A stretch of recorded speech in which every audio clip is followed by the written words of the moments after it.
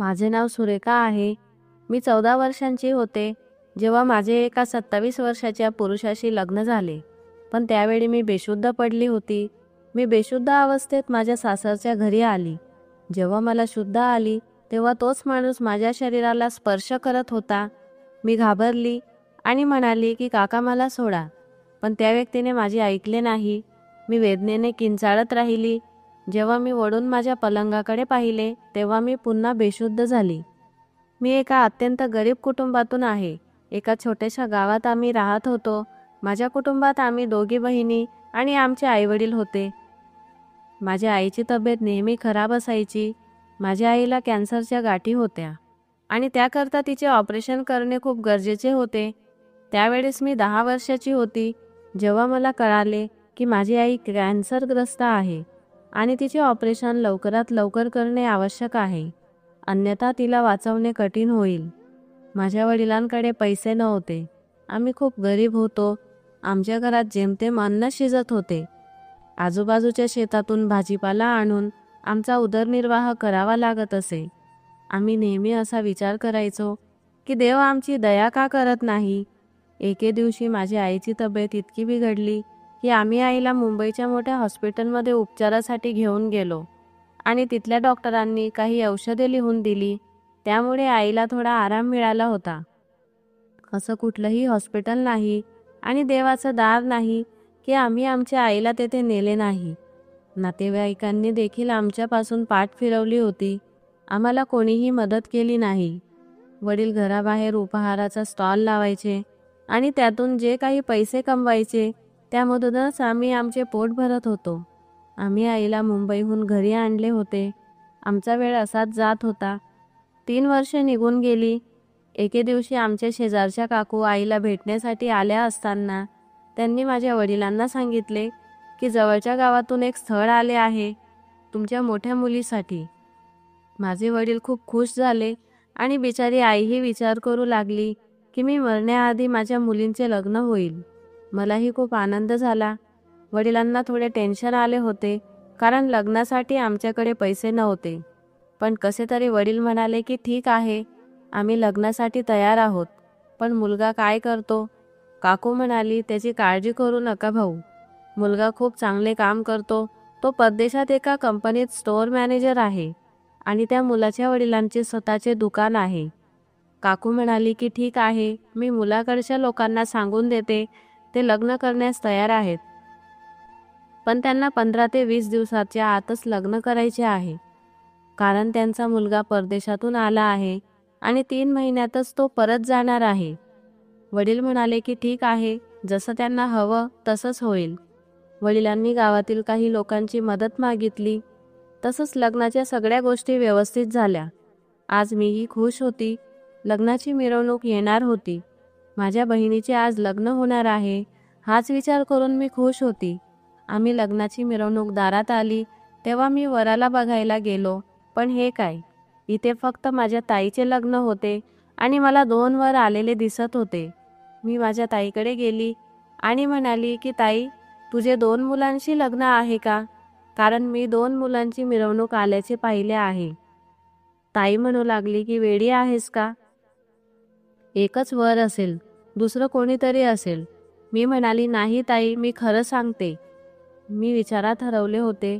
वडील पटकन माझ्याजवळ आले आणि मला म्हणाले सुरेखा, तूही लवकर तयार हो आणि ताईलाही लवकर तयार कर व तिला स्टेजवर आण. मी म्हणाली की ठीक आहे. मी ताईला घेऊन स्टेजवर गेली. शेजारच्या काकूंनी येऊन ताईला वराच्या जवळ बसवले आणि मी त्या ठिकाणी गेली जिथे खाण्यापिण्याचे पदार्थ ठेवले होते. मी जेवण करू लागली. मलाही हे माहीत नव्हते की आज माझेही लग्न आहे आणि मी माझ्या लग्नाचे जेवण स्वतः खात आहे. मी पोट भरून जेवण केले आणि इकडे तिकडे खेळू लागली. खेळता खेळता ताईचे लग्न बघायला स्टेजवर आली आणि अचानक काकूने मला पकडले आणि म्हणाली की तू इथे का उभी आहेस? जा, दुसऱ्या वराजवळ बस, तो तुझा वर आहे. काकूंनी मला जबरदस्तीने त्याच्याजवळ बसवले. मी म्हणाली काकू, तुम्ही हे काय करत आहात? काकू म्हणाल्या, अरे वेडी मुलगी, आज तुझं सुद्धा लग्न आहे, तुला माहीत नाही का? तुझ्या ताईसोबत तुझेही लग्न जोडले आहे. हे ऐकून माझ्या पायाखालची जमीनच सरकली. मला काय करावे काही समजत नव्हते, कारण मी खूप लहान आहे. अजून मी फक्त 14 वर्षांची होती. मग मी लग्न कसे करणार? मी पटकन काकूचा हात सोडला आणि बाबांकडे गेली आणि मी जाऊन बाबांना विचारले की हे सर्व काय आहे? माझे लग्नही ठरले आहे. आज तर ताईचे लग्न आहे ना, मग माझे का? काकू म्हणत आहे की तुझेही लग्न आहे. हे खरं आहे का? बाबा सांग ना. बाबा म्हणाले, हो बेटा, आज तुझं पण लग्न आहे. ही माझी मजबुरी आहे. तुझे लग्न करावे लागत आहे. तुझ्या आईलाही तेच हवे होते. आणि हो, तुझ्या आईलाही माहीत आहे की आज तुझ्या आणि तुझ्या मोठ्या बहिणीचे लग्न आहे. माफ कर बेटा, आणि हे लग्न माझ्या आणि तुझ्या आईसाठी कर. तुला आमच्या दोघांची हात जोडून विनंती आहे. मी माझ्या वडिलांच्या डोळ्यात अश्रू पाहू शकत नव्हती. मी त्यांच्या डोळ्यातले पाणी पाहिले आणि लग्नास होकार दिला. मी शांतपणे वराच्या बाजूला जाऊन बसली. आईची तब्येत लग्नाच्या दिवशी खूपच खराब झाली होती. तिला झटका आला होता. ती माझ्याबद्दल इतका विचार करत होती की त्याचा थेट तिच्या हृदयावर परिणाम झाला. आजपर्यंत मी फक्त बाहुल्यांसोबत खेळायची आणि आज माझे लग्न होते. माझी ताई 16 वर्षांची होती. मला असे वाटत होते की माझे जीवन आता संपले आहे. आमच्या दोघे बहिणींचे लग्न झाले. आम्हाला सासरवाडीला पाठवण्यात आले. मी माझ्या सासरी कशी आली आणि कुणासोबत आली मला काहीच माहीत नव्हतं, कारण मी सासरी जाण्याआधीच बेशुद्ध झाली होती. 6 तासाचा प्रवास करून जेव्हा मला शुद्धी आली तेव्हा माझ्यासमोर माझी मोठी बहीण होती. तेव्हा तिला पाहून मला थोडं बरं वाटलं. सासरी गेल्यावर घरातील सर्व जबाबदारी माझ्या बहिणीने स्वीकारली होती. मी खेळातच मग्न राहत होती. माझा नवरा माझ्याकडे विचित्र नजरेने पाहत असे. त्याने माझ्याकडे पाहिले तर मी घाबरून माझ्या ताईकडे निघून जायची. पण आता जवळजवळ आमच्या लग्नाला 6-7 महिने उलटून गेले होते. मी एके दिवशी खोलीत झोपली होती आणि अचानक मला जाग आली तर मी पाहत होती की माझा नवरा माझ्याकडे येत होता. मी त्याला पाहून खूप घाबरली, कारण तो एका पहिलवानासारखा तंदुरुस्त होता. त्याचे वय 27 वर्ष होते. तो माझ्याजवळ येऊन माझे हात धरू लागला. मी घाबरून त्याला म्हणाली की काका, मला सोडा. त्याने रागाच्या भरातच माझ्याकडे पाहिले आणि बोलला की मी तुझा काका नाही, मी तुझा नवरा आहे. मी घाबरून म्हणाली की ठीक आहे, पण तुम्ही मला हात लावू नका. तो म्हणू लागला की मी तुझा नवरा आहे आणि तू माझी पत्नी आहेस. हा तर माझा अधिकार आहे. त्याने माझा हात धरला आणि जोरात मला त्याच्याजवळ ओढले. मी घाबरली आणि त्याला म्हणू लागली की मला असं काही आवडत नाही. त्याने माझे म्हणणे अजिबात ऐकले नाही. मी जेव्हा सकाळी उठली तेव्हा तो खोलीतून बाहेर निघून गेला होता. माझी ताई माझ्या खोलीत आली आणि मला म्हणाली की चल, आता आंघोळ करून घे. आंघोळ करून तू आराम कर. असे म्हणून ती स्वयंपाक करायला गेली. तिने माझ्यासाठी जेवण आणले. मी जेवण केले आणि झोपून गेली. मी खूप रडत होती. मी माझ्या ताईला सांगितलं की मला सोडून जाऊ नकोस. तो माझ्यासोबत हे सर्व पुन्हा करेल. तो खूप विचित्र माणूस आहे.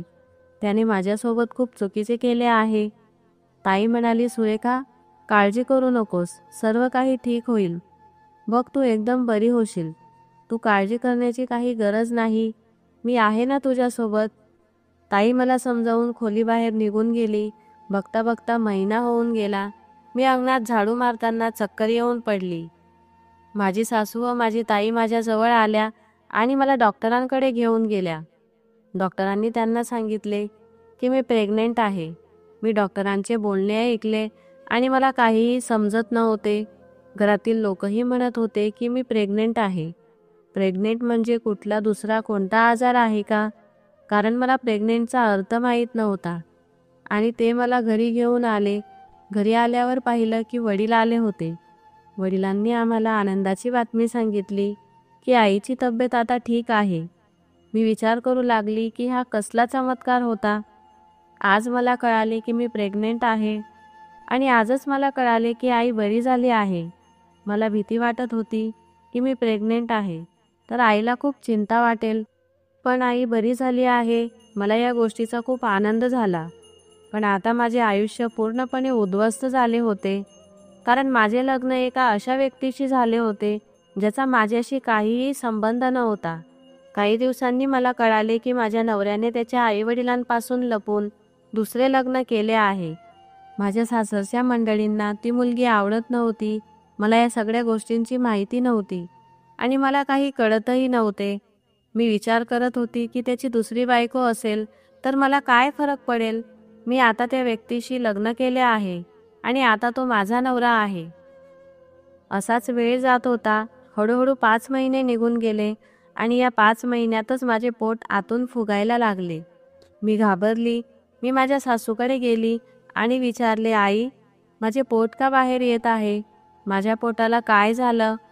माझ्या सासूबाई मला म्हणाल्या की काही नाही बेटा, असं होतं, तू जाऊन आराम कर, सर्व काही ठीक होईल. मी माझ्या ताईकडे गेली आणि तिला सांगितले. ती म्हणाली, सुरेखा, तू प्रेग्नेंट आहेस याचा अर्थ तुझ्या आत एक छोटासा जीव वाढत आहे. तू काही दिवसातच त्या छोट्याशा जीवाला जन्म देशील. तेव्हा मला कळालं की प्रेग्नेंट होणे म्हणजे हा कोणता आजार नव्हे, तर आई होण्याचा आनंद आहे. माझी ताई खूप खुश होती. लग्नाच्या 3 महिन्यानंतर जिजू बाहेर देशात गेले होते. ते तिथे काम करत होते आणि ते खूप चांगले व्यक्ती होते. ताईही त्यांच्यावर जीवापाड प्रेम करायची. ताईचे बोलणे ऐकून मी माझ्या खोलीत निघून गेली. तेवढ्यात माझा पती खोलीत आला आणि म्हणू लागला की तू तुझं सगळं सामान बांधून इथून निघून जा. मी तुला आता माझ्यासोबत ठेवू शकत नाही, कारण ती माझी पत्नी आहे आणि मी तिच्यावर खूप प्रेम करतो. मी तुझ्याशी लग्न करावं हा माझ्या आईवडिलांचा आग्रह होता, कारण मी प्रेमविवाहाऐवजी त्यांच्या आवडीच्या मुलीशी लग्न करावं अशी त्यांची इच्छा होती आणि मी गावातील मुलीशी लग्न करावे. त्यांच्या सांगण्यावरून मी लग्न केले, पण आता मी तुझ्याबरोबर राहू शकत नाही. म्हणून तू तुझे सामान बांधून घे आणि येथून निघून जा. मी त्याचे बोलणे ऐकून घाबरली होती, कारण आता मला लग्नाचा संपूर्ण अर्थ कळाला होता आणि हा माणूस म्हणत होता की घरातून निघून जा, पण मी ते करू शकत नाही आणि तो मला सोडू शकत नाही, कारण माझ्या वडिलांनी आमच्या लग्नात खूप पैसा खर्च केला होता. त्यांनी आमच्या लग्नासाठी लोकांकडून मदत घेऊन 1,00,000 रुपये जमा केले होते आणि जर हा माणूस मला सोडून गेला तर माझे वडील जिवंत असतानाच मरतील. माझे काय होईल आणि माझ्या मुलाचे काय होईल? मी माझ्या सासू आणि सासऱ्यांकडे रडतच गेली. ताईही तिथेच होती. मी म्हणाली, बघा आई, ते काय बोलत आहे की ते मला ठेवणार नाही. माझ्या सासूबाई नाराज झाल्या. माझे सासरे माझ्या नवऱ्याला समजावू लागल्या की बघ, तू हे करू शकत नाही, तुला तिच्यासोबत राहावे लागेल. सुरेखा खूप छान मुलगी आहे आणि आता तर ती तुझ्या मुलाची आई होणार आहे. तुला सुरेखासोबत राहावंच लागेल. माझ्या पतीला सगळेजण समजावत होते, पण तो समजून घेण्याच्या पलीकडे होता. हे सगळं पाहून मला अस्वस्थ वाटू लागलं आणि अचानक माझी तब्येत बिघडू लागली आणि मी चक्कर येऊन जमिनीवर पडली. सगळेजण मला उपचारासाठी हॉस्पिटलमध्ये घेऊन गेले. मी 3-4 हॉस्पिटल फिरवून या हॉस्पिटलमध्ये जात होती, कारण डॉक्टर म्हणत होते की आम्ही आई किंवा बाळापैकी कुणा एकालाच वाचवू शकतो. डॉक्टर माझ्या पतीवर रागवत होते, तिचे कमी वय आहे आणि तुम्हाला जराही तिची काळजी नाही. या वयात तिला प्रेग्नेंट केले. तिची डिलिव्हरी करणे खूप अवघड आहे. आम्हाला अनेक जोखीम उचलाव्या लागतील. त्यावेळी माझ्या सासऱ्यांनी सांगितले की तुम्ही मुलाला वाचवा. आईचे काय, आम्ही दुसरी आई आणू. तुम्ही आमच्या घराचा दिवा वाचवा. माझ्या नवऱ्याने कागदावर स्वाक्षरी केली, पण माझे नशीब समजा की माझे दुर्दैव समजा, माझे मुलंही वाचले आणि मी देखील वाचली. माझे आईवडील दोघेही हॉस्पिटलमध्ये आले आणि माझ्या पतीने मला माझ्या आईवडिलांसोबत पाठवले. माझे मूल 3 महिन्यांचे झाले असताना माझा पती आला आणि माझे मूल त्यांनी हिसकावून घेतले आणि म्हणाले की मी तुझ्यासोबत राहणार नाही, मी माझ्या दुसऱ्या पत्नीसोबत राहीन. हे मूल मी तिला देईल. असे सांगून माझ्या पतीने माझे 3 महिन्यांचे मूल घेतले आणि तो निघून गेला. वडील घरी आल्यावर मी माझ्या वडिलांना रडतच सगळे सांगितले. आईही रडत होती. माझे वडील मला धीर देण्याचा प्रयत्न करू लागले आणि म्हणाले की सुरेखा, तू काळजी करू नकोस. तुझे सासरचे लोक शिकलेले आहेत, ते चांगले लोक आहेत. कदाचित ते लोक तुझ्यावर रागावले असतील म्हणून ते असे करत आहेत. एक काम कर, तू तुझ्या सासरी जा आणि तिथे जाऊन सर्वांना पटवून दे. तुझ्या सासऱ्यांना नक्की पटेल. माझे वडील मला माझ्या सासरच्या घरी घेऊन आले आणि दारातच सोडून निघून गेले आणि जाताना म्हणाले की हे बघ बेटा, तुझ्या वडिलांची आणि तुझ्या कुटुंबाची इज्जत वाचवणे हे तुझे काम आहे. मी या प्रकरणात बोलू शकत नाही. तू तुझं घर उद्ध्वस्त होण्यापासून वाचव. तुझ्या सासरचे टोमणे गुपचूप सहन कर. मी म्हणाली, ठीक आहे बाबा. इतक्या लहान वयात मी खूप अडचणींचा सामना करत होती. मी 14 वर्षाच्या वयातच आई झाली होती. मी प्रेग्नेन्सीच्या वेळेस दुर्दैवाने वाचली होती.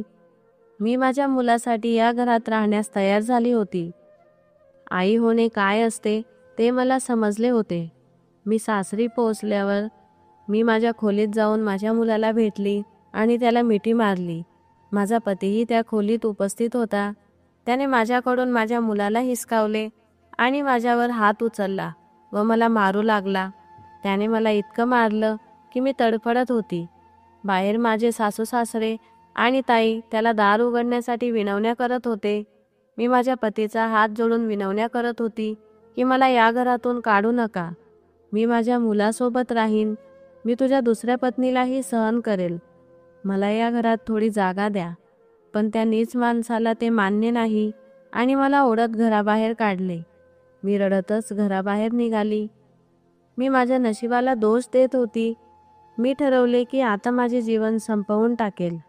पण मी दुर्दैवाने स्वतःला संपवू शकली नाही. माझ्या बहिणीलाही माझ्यावर केलेला अत्याचार सहन झाला नाही. ती सुद्धा ते घर सोडून माहेरी आली. मी पोलीस स्टेशनला गेली पण कोणीही माझे ऐकले नाही. मी पोलीस कर्मचाऱ्यांना विनंती केली पण त्याने काहीही उत्तर दिले नाही.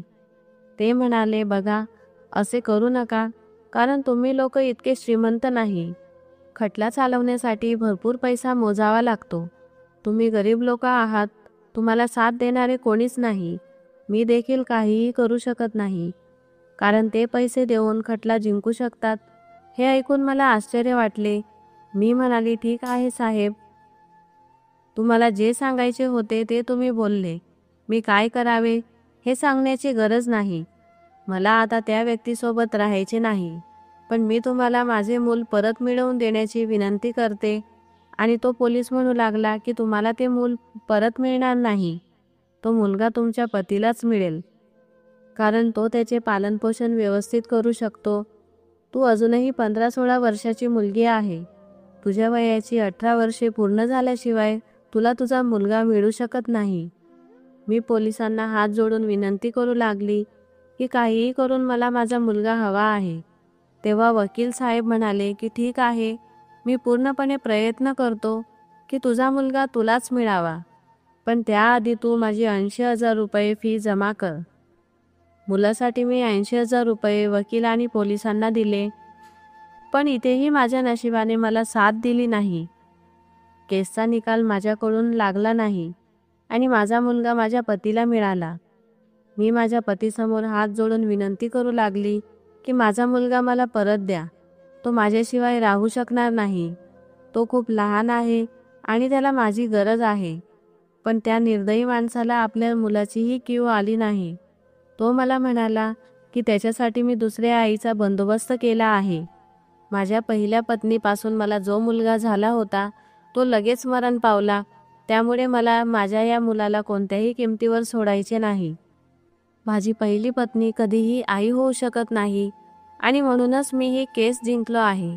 आता त्याच्याकडे वडीलही आहेत आणि आईसुद्धा आहे. त्यामुळेच कोर्टाने हा निर्णय घेतला आहे. तू त्याची जास्त काळजी करू नको. वकिलांचे म्हणणे होते की तुझे वय कमी आहे, त्यामुळे तुला मुलगा मिळाला नाही. आणि हे ऐकून मी तेथेच बेशुद्ध पडली. माझे आईवडील मला घरी घेऊन आले, पण जेव्हा मला शुद्ध आली तेव्हा मी माझ्या मुलाला शोधत होती. मी जोरजोरात रडत होती आणि स्वतःला मारण्याचा प्रयत्न करत होती. असेच दिवसाआड दिवस निघत गेले आणि मी त्या गोष्टीतून थोडी सावरली होती. पण मला माझ्या मुलाची खूप आठवण येत होती. म्हणूनच माझ्या वडिलांनी मला माझ्या आत्याकडे पाठवले. आता मी तेथेच राहू लागली. माझ्या आत्याचा एक मुलगा होता, अविनाश. तो शिकलेला आणि समजदार होता. मी त्याला पसंत करत होती. त्याला माझ्या बाबतीत सर्व काही माहीत होते.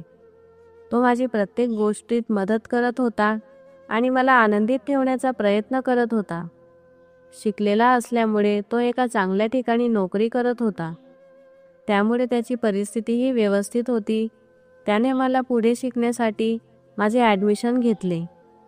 मी माझ्या आईवडिलांना म्हणत होती की मी इथे खूप खुश आहे, तुम्ही माझी काहीही काळजी करू नका. आणि मी त्यांना माझ्या बहिणीच्या बाबतीतही एक सल्ला दिला की तिला समजावून तिच्या घरी तिची पाठवणी करा, कारण या सर्व गोष्टींमध्ये माझ्या जिजाजींची काहीही चूक नव्हती. ती माझ्यामुळे ते घर सोडून आली होती, पण आता या गोष्टीला माझ्या बहिणीनेही होकार दिला आणि आता ते वेगळे घर घेऊन दोघेही एकत्र राहू लागले. यामुळे माझ्या आईवडिलांचे दुःखही कमी झाले होते. आणि इकडे माझी आत्या आणि तिचा मुलगा पूर्ण प्रयत्न करत होते की मी मागील सर्व गोष्टी विसरून आता नव्याने आयुष्य सुरू करावे, पण मी या गोष्टी विसरू शकत नव्हती. एके दिवशी मी रडत होती तेव्हा अविनाश माझ्याजवळ आला आणि मला म्हणाला की मी तुला एक गोष्ट सांगू का, तू वाईट मानून घेऊ नको. तेव्हा मी त्याला होकार दिला. तो मला म्हणाला की जर तुला दुसरे लग्न करण्याचा चान्स मिळाला तर तू काय करशील. मी त्याला म्हणाले की मी बिलकुल लग्न करणार नाही, मला माझे करिअर घडवायचे आहे, आता मला या गोष्टीत इंटरेस्ट नाही. तेव्हा माझी आत्याही मला म्हणाली की जर तुला चांगला मुलगा मिळाला तरी तू लग्न करणार नाही का. मी म्हणाली की अजिबात नाही, चांगले तर तेही लोक होते, पण तरीही माझ्या नशिबात काय झाले, आता मला लग्नाच्या नावानेच भीती वाटते. तेव्हा अविनाश मला म्हणाला की तू का घाबरतेस, मी तुझ्यासोबत आहे, तू माझ्याशी लग्न कर.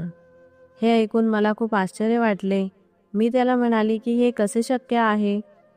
तो एक चांगला मुलगा होता आणि त्याला माझ्या बाबतीत सर्व काही सत्य माहीत होते.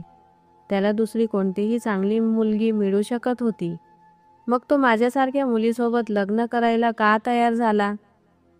तो म्हणाला की मी आईसोबत बोलणार आहे, तू फक्त एक वेळा मला होकार दे, मी तुझ्या आयुष्यातील सर्व दुःख दूर करणार आहे, कारण जेव्हापासून तू माझ्या आयुष्यात आली आहे मला तुझ्यावर प्रेम झाले आहे. तू एक चांगली मुलगी आहे, त्यामुळे माझ्या आईवडिलांनाही काही वेगळे वाटणार नाही. पण मी त्याला साफ शब्दात नकार दिला. मी त्याला म्हणाले की तुझी आई या गोष्टीसाठी तयार होणार नाही.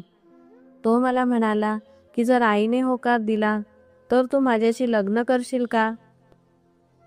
तेव्हा मी म्हणाली की मी विचार करून सांगेन, मी अजूनही माझा भूतकाळ विसरली नाही.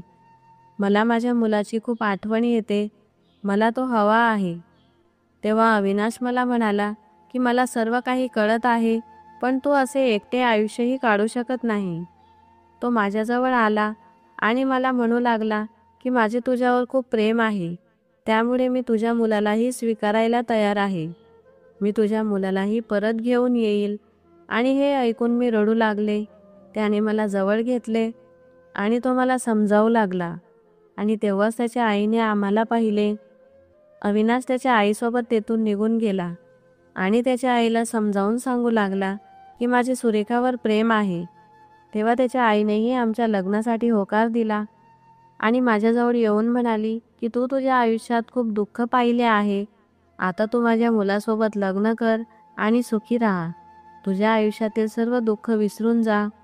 हे ऐकून मी लग्नासाठी होकार दिला आणि माझ्या आत्याने माझ्या आईवडिलांनाही या बाबतीत सर्व काही सांगितले आणि त्यांनी आमचे लग्न लावून दिले. आता मी अविनाशची पत्नी आहे, आम्ही सुखाने राहू लागलो. बघता बघता आता आमच्या लग्नाला 6 महिने झाले होते आणि एके दिवशी अविनाश मला म्हणाला की चल आपल्याला आता जायचे आहे. ते ऐकूनच मला खूप आश्चर्य वाटले. तो मला म्हणाला की मी तुला वचन दिले होते की मी तुझ्या मुलाला तुझ्या जवळ घेऊन येईल. अविनाशची बदली झाली होती आणि आम्ही आता तेथे राहायला जाणार होतो. त्याची बदली त्या गावी झाली जिथे माझा मुलगा राहत होता. हे ऐकून मला खूप आश्चर्य वाटले. आम्हाला राहण्यासाठी एक सरकारी रूम मिळाला होता. आता आम्ही तेथेच राहू लागलो.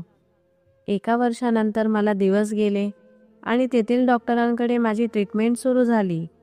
माझ्या पोटातील बाळ जास्त हालचाल करत नव्हते त्यामुळे मला पुन्हा पुन्हा चेकअप करण्यासाठी डॉक्टरकडे जावे लागत होते. डॉक्टरांनी मला बेड रेस्ट सांगितला. त्यामुळे आता माझी सासूही माझी काळजी घेण्यासाठी येथे आली होती. ते दोघेही मिळून माझी खूप काळजी घेत होते. माझा 9वा महिना संपण्यात आला होता तेव्हाच डॉक्टरांनी मला हॉस्पिटलला ॲडमिट करून घेतले. कारण डॉक्टरांनी मला ऑपरेशन करण्यास सांगितले होते. एके दिवशी मी हॉस्पिटलमध्ये फेऱ्या मारत होती तेव्हा मला एक व्यक्ती खूप टेन्शनमध्ये दिसत होता. मी जवळ जाऊन त्याला ओळखले होते, कारण तो दुसरा कोणी नसून माझा पहिला पती होता. थोड्याच वेळात मला त्याचे आईवडीलही तेथे दिसले, पण मी त्यांना पाहून माझ्या रूममध्ये परत आली, कारण मला त्यांच्यासमोर जायचे नव्हते. मी त्यांच्या बाबतीत रिसेप्शनवर जाऊन तपास करण्याचा प्रयत्न केला आणि त्यांनी मला जे काही सांगितले ते ऐकून माझ्या पायाखालची जमीनच सरकली. रिसेप्शनवर मला माहीत झाले की त्याच्या पत्नीचे निधन झाले आहे. सकाळीच तिला हॉस्पिटलला ॲडमिट केले होते. तिचा टीबीचा इलाज चालू होता, पण डॉक्टरांनी सांगितलं होतं की ती बरी होऊ शकत नाही. हे ऐकून मला मोठा धक्का बसला होता आणि मीही बेशुद्ध झाली. जेव्हा मला शुद्धी आली तेव्हा माझ्यासमोर माझी सासू आणि माझा पती उभा होता आणि ते मला म्हणाले की एका मुलाला तू जन्म दिला आहे. हे ऐकून मला खूप आनंद झाला, पण माझी तब्येत बघून अविनाशला काळजी वाटू लागली. मी त्याच्याकडे पाहून हसली आणि त्याला म्हणाली की मी ठीक आहे, तू काहीही काळजी करू नको. 4-5 दिवसानंतर मला हॉस्पिटलमधून डिस्चार्ज मिळाला आणि आम्ही घरी गेलो. त्यानंतर मी त्यांना हॉस्पिटलमध्ये घडलेला सर्व प्रकार सांगितला. मी माझ्या बहिणीलाही फोन करून ही बातमी दिली. तेव्हा ती म्हणाली की ही गोष्ट खरी आहे. माझ्या पहिल्या पतीची पत्नी वारली आहे. त्याची अवस्था खूप वाईट झाली आहे आणि आता माझी बहीणही तेथे राहायला आली होती. माझी बहीण माझ्या मुलाला घेऊन मला भेटण्यासाठी आली होती. त्याला पाहून मी पटकन मिठी मारली. तो आता बराच मोठा झाला होता. तो मला ओळखत नव्हता, पण त्याला पाहून असे वाटत होते की त्याचं पालनपोषण चांगल्या प्रकारे झाले आहे. तो खूप सुदृढ दिसत होता. तो खूप नाराज दिसत होता. तेव्हा मी त्याला विचारले. तो मला म्हणाला की माझी आई या जगात नाही आणि रडू लागला. तो मला म्हणत होता की मला आईची खूप आठवण येत आहे, पण मी त्याला हे सांगू शकले नाही की मी त्याची खरी आई आहे. माझी बहीण मला म्हणाली की तुझ्या पतीला तुझ्याकडून माफी मागायची आहे आणि त्याला पुन्हा तुझ्यासोबत राहायचे आहे, पण त्याला हे माहीत नाही की तुझे लग्न झाले आहे आणि आता तू एका मुलाची आई आहे. जेव्हा ही गोष्ट त्याला माहीत होईल तेव्हा त्याला खूप पश्चाताप होईल. माझी बहीण मला म्हणाली की आता तुझ्या मुलाला मी सांभाळणार आहे, कारण मलाही अजून अपत्य नाही. हे ऐकून मला खूप समाधान वाटले, कारण माझा मुलगा आता माझ्या बहिणीजवळच राहणार होता. मी माझ्या पहिल्या पतीच्या बाबतीत कधीही चुकीचा विचार केला नाही, पण देवानेच त्याला शिक्षा दिली असेल, कारण त्याने त्याच्या स्वार्थासाठी माझ्यावर खूप अन्याय केला होता. एवढ्या कमी वयात मला खूप दुःख भोगावे लागले होते. त्याने माझे आयुष्य उद्ध्वस्त करून ठेवले होते. त्याची पहिली पत्नीही राहिली नाही आणि आता त्याला दुसरी पत्नीही मिळणार नाही. संध्याकाळी माझी बहीण माझ्या मुलाला घेऊन तिच्या घरी परतली आणि जेव्हा तिने ही गोष्ट त्याला सांगितली तेव्हा खरोखरच तो वेड्यासारखा करू लागला. आता त्याने स्वतःला एका रूममध्ये कोंडून घेतले होते. तो कोणाशीही बोलत नव्हता. त्याला एकदा माझ्याकडून माफी मागायची होती, पण मी माझ्या बहिणीला साफ नकार दिला की मी आयुष्यात कधीही त्याचे तोंड पाहणार नाही. त्याला माझ्या आयुष्यात काहीही जागाच उरली नव्हती. तर मित्रांनो, आजची कथा तुम्हाला कशी वाटली हे कमेंट करून नक्की कळवा आणि चॅनलवर नवीन असाल तर चॅनलला सबस्क्राईब करा आणि लाईक करायला विसरू नका. धन्यवाद.